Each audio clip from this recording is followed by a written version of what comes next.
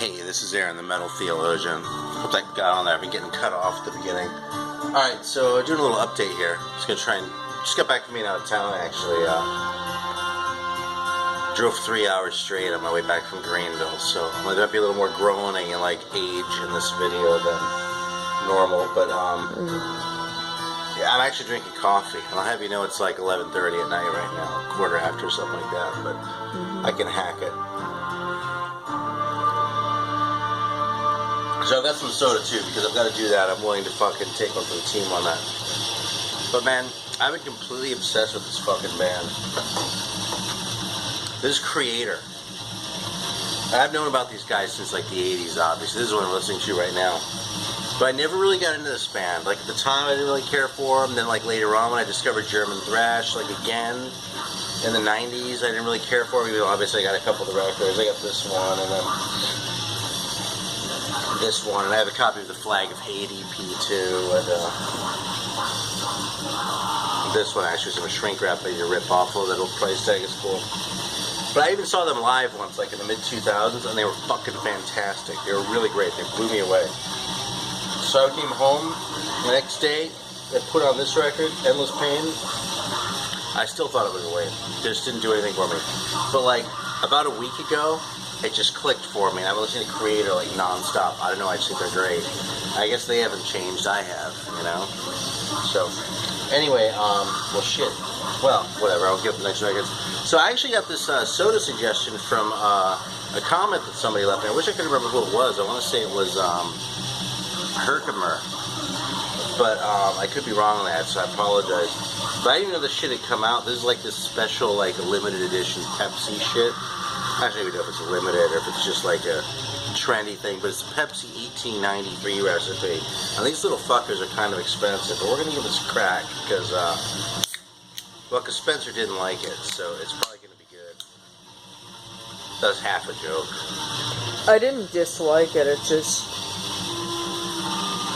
I feel like it's trying to accomplish something that's accomplished way better by other sodas for the same price.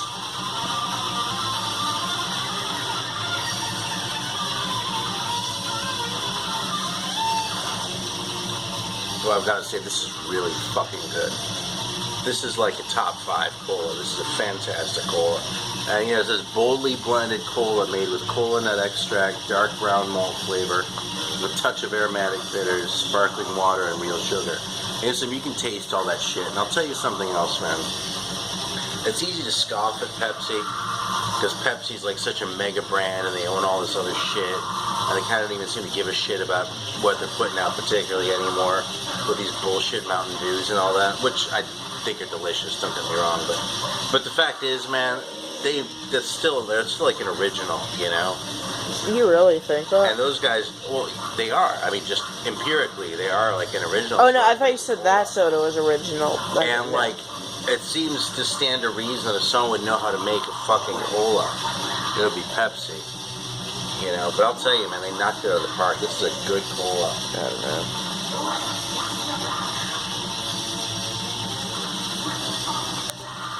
It's really complex. You can really taste that cola nut. You can taste that little hint of bitters. It has just the right mouthfeel, just the right level of carbonation.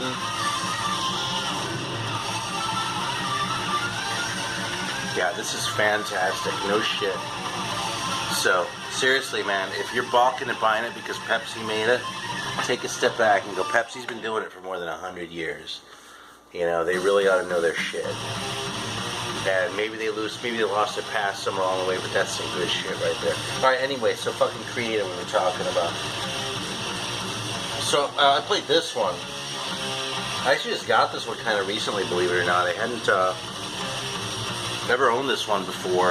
This is, you know, I had like the original Slayer records, obviously, but then Dave Lombardo came back briefly. And since Dave Lombardo is kind of like half of Slayer to me, I got it. You know, I like this record a lot, I have to say, but what's striking about this record is you could hear that they had already made those 90s records when this one came out, you know what I mean? Like, this doesn't sound like Diablo Si Musica or anything like that, but you could tell that, like, they had done that and digested it, because there are little hints of it here and there that I would just as soon not hear in a Slayer record. But, you know, what can I say, man? They even got, like, good-looking Slayer art for it. The back kind of looks like a reissue, but... I don't know, it's a pretty good record overall. You know, you've got no business buying this if you don't have Hell Awaits and Rain and Blood, obviously, and Show No Mercy, and even South of Heaven, but... shit, even Seasons in the Abyss, really. But, you know, it's a good record, man. It's a very good record, and there's no reason not to like it. This is kind of obscure what I grabbed recently. It's kind of thrashy, and it's really kind of a little bit silly. I mean, if you look at that cover and shit.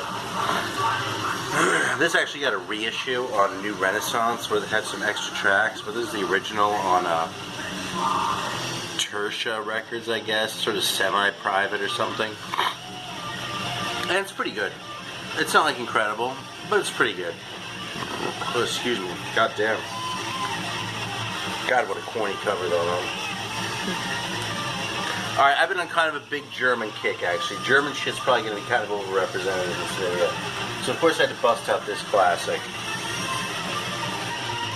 This is, I mean, it's just a classic record. I mean, if you know enough about metal that you're watching my videos, I probably don't have to tell you that this is not a death metal record. Like, the term was being used, but, you know, you have Running Wild, Hellhammer, Dark Avenger, and Halloween. And it's two of the only Hellhammer songs that came out at the time, the other four having been on the Apocalyptic Graves EP. And it has this great song title by Halloween. I don't know what the fuck that's supposed to mean, but it's a really good song. It's just weird where the state of German metal was, though, in like '84 compared to all these bands went subsequently, you know, with Hellhammer becoming Celtic Frost and Running Wild going Pirate and Halloween going, you know, prog metal, I guess. But back then, man, these guys are fucking heavy, and boy, were they trying to show it there. It's a fucking classic record, though, man. It's an early noise, too. It's, well, I can't really tell by the catalog number, but the record's 84. Oh, it's noise 6, actually. There's on the spine. So, there you go. I'm pretty stoked to have that. Huh? Did it focus or no? Focused just in time to miss it. Figures. Alright, but busted out this early Candlemass record, actually. This has been getting some love from Mr. Bizarro of late. And rightly, because, you know, this is a fucking great record, and I kind of overlooked this early Candlemass shit.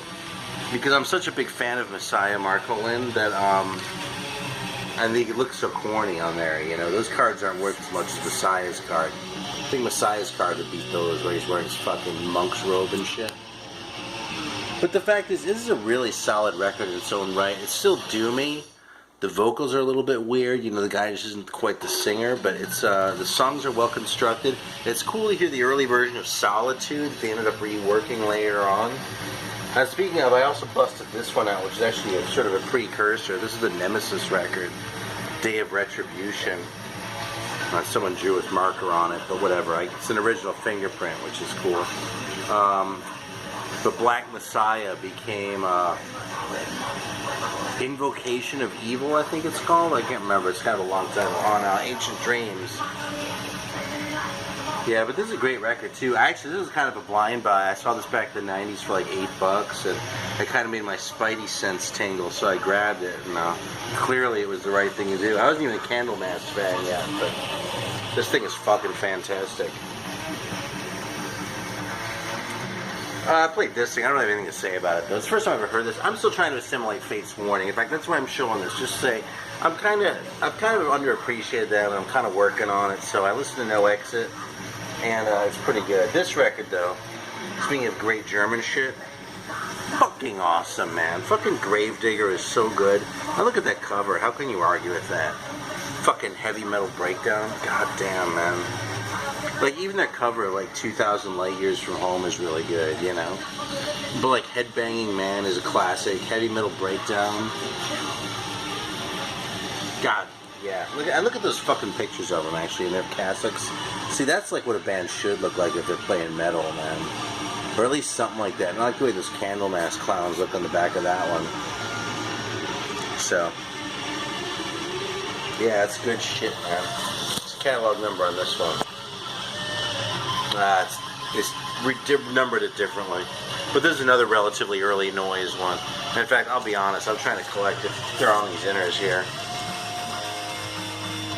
Of course, it's not the one I look at. Like, I've been looking at, like, for, like, the ones that I'm missing on the old noise inner sleeves, you know? We have the ads for the other ones. Yeah, I played this one. It was kind of mediocre. It was okay, but, man, I ain't anything to fucking say about this, except that I got it kind of recently.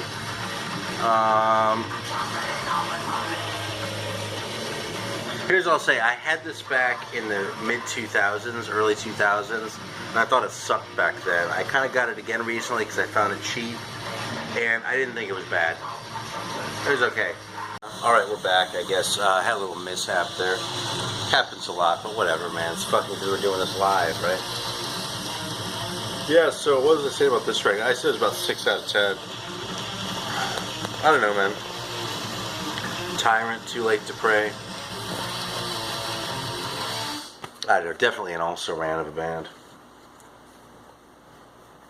And speaking of also-rans, I was kind of discussing this with Greeno a little bit, because he was fucking all over this one and loving it, you know? I pulled this one out and listened to it again because it hadn't really made that much impression on me. I remembered liking it, but I was kind of sort of wanted to give it another shot and had a little bit fresher in my mind in that, especially because Greeno was freaking out over it. And I don't know, man, I thought it sounded like Anthrax without the songs. It's just kind of like,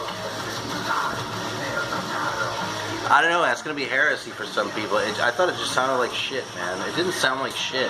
Actually, it sounded okay, but I thought it was boring, man. I just thought the songs were lousy.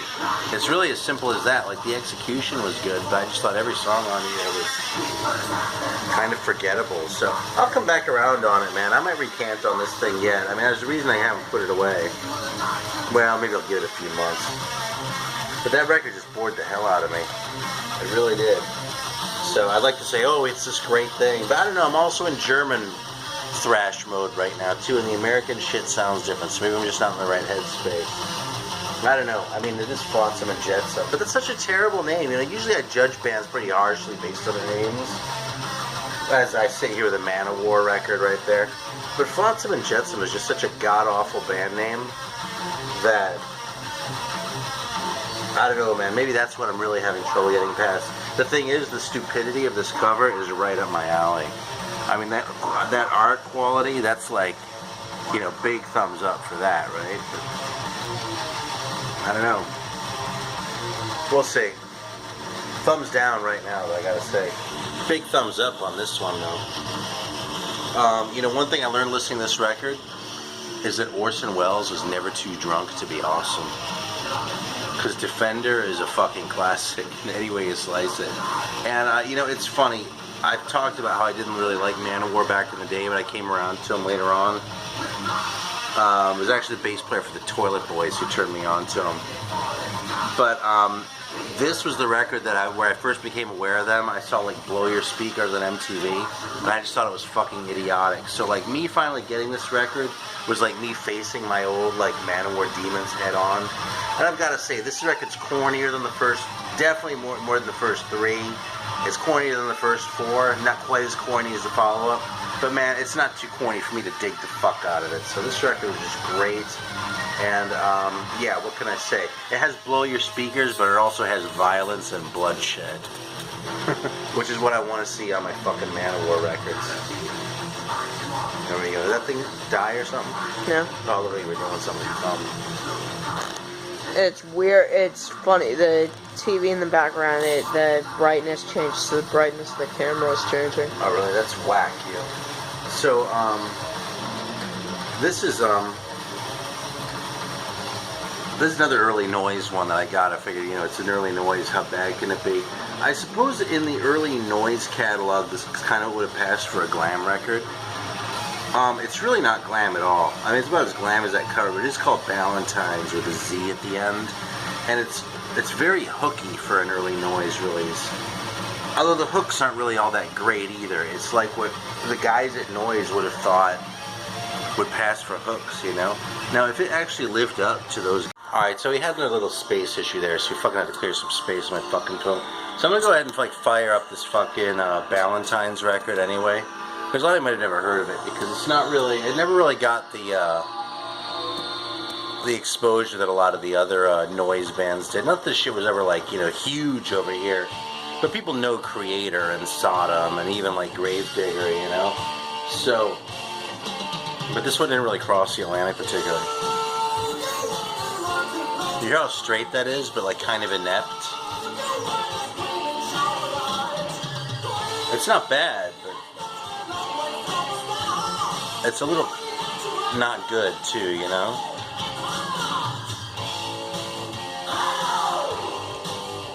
It's so weird though. It's like this weird like anomaly of a record. I think it's yeah. Anyway, it's not as good as the guys look.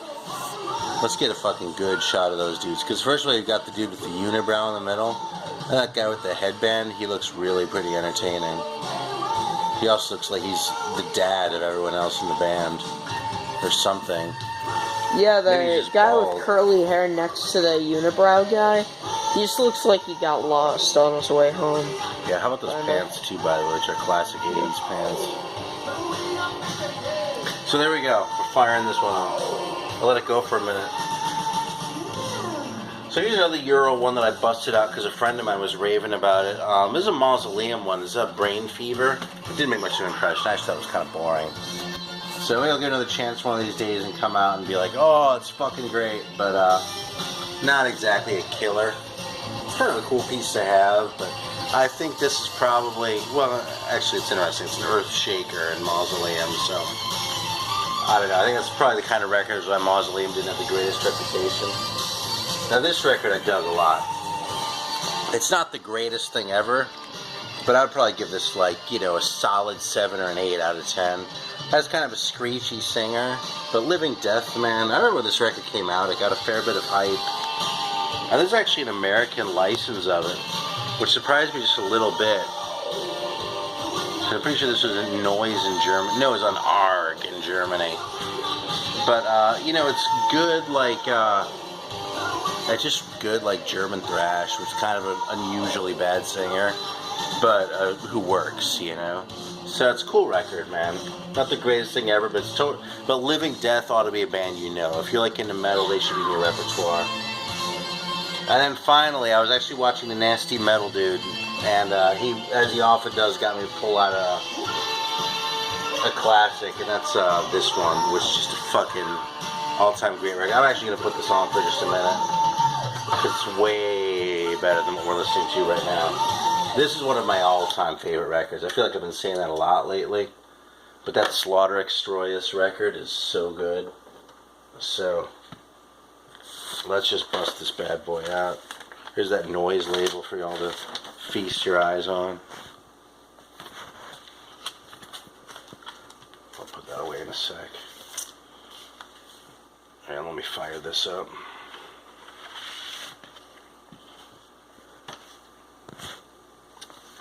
Private label. And I'm actually going to play the last song on here.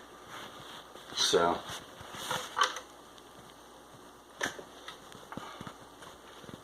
Yeah, this thing is like really proggy, really complicated songs for a metal record, but without going off into La La Land. Like, it stays listenable all the time.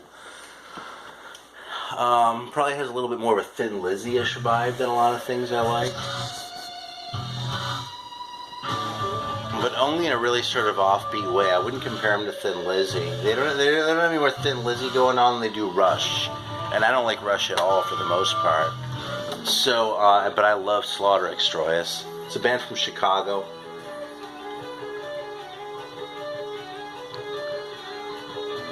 God, that is good. So, just show it off. So there's a cover. So of course that's the kind of cover that gets my juices flowing anyway, because it's just the logo. Kind of looks like the Madhouse records. It's professionally printed. There we go, Winter Kill. Instead of glued on with a glue stick. Yeah, here's the insert. Listen to that bass.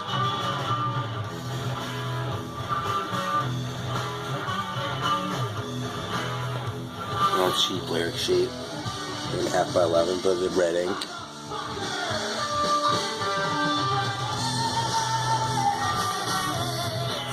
So good.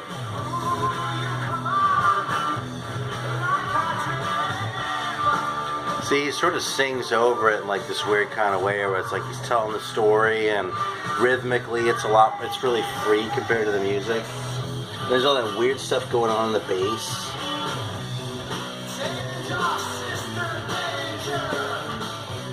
And there's like a solid riff driving the thing, you know? It's, yeah, I don't know, man. It's just those elements just work together so well. It's definitely a couple listens kind of record.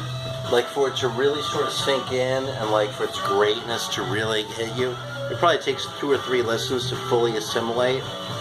But I liked it the first time I heard it. And by the time I'd heard it, like, 3 times, I was like, God, is this good? So, yeah. So we're bagging this one, but, yeah, Slaughter Extrois is held in very high esteem in this household, so.